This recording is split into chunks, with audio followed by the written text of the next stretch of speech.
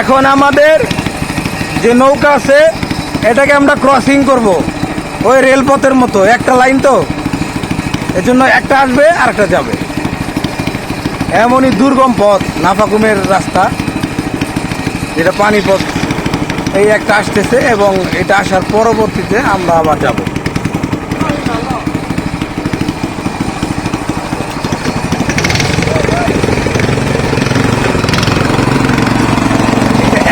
একটা নৌকা আর কি, একটা নৌকায় যেতে পারে, একটার বেশি এইখানটা যাইতে পারে না। এই যে একটা আসলো আর একটা যাচ্ছে, এত পাথর শুরু পথ। এই শুরু পথ দিয়ে ওই একটা আমাদের আগে যাচ্ছে, আমরা এখন যাচ্ছি পাহাড়ের ভিতর দিয়ে এই ছোট ছোট পথ, নৌ পথ। এখানে ইঞ্জিন নৌকা যেগুলোর নাম আমি জানি না, যেগুলো এইরকম পাহাড়ের দিকে। এই যে আমরা যাচ্ছি পাহাড়ের একবারে পাথর ঘেঁষে। হ্যাঁ, এই যে এই দিক দিয়ে আমরা গেলাম, এখন আবার একটু ডানের দিকে ঘুরবে।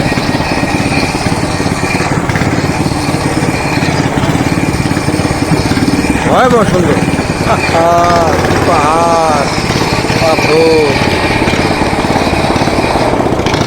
পানি, স্বচ্ছ পানি।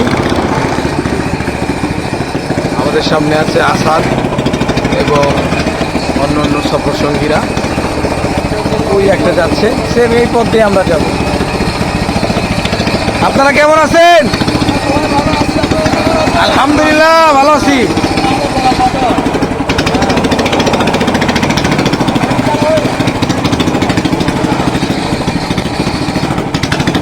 এই পথ মনে হয় শেষই হচ্ছে না, প্রায় 1 ঘন্টার পথ। আমরা যেখানে যাব সেখানে আমাদের নৌকা রেখে পরে আবার 2.5 ঘন্টা 3 ঘন্টার মতো ট্রেকিং করে আমাদের নাফাকুম যেতে হবে, তাই নাকি? আচ্ছা, আর রেমাক্রি?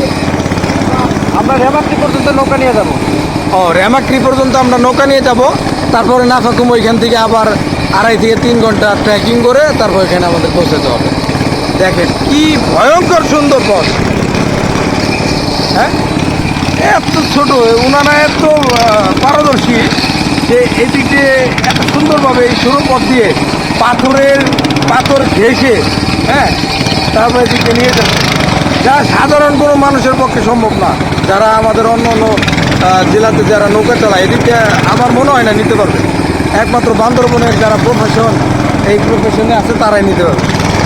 ঠিক আছে, সুন্দর সুন্দর সুন্দর।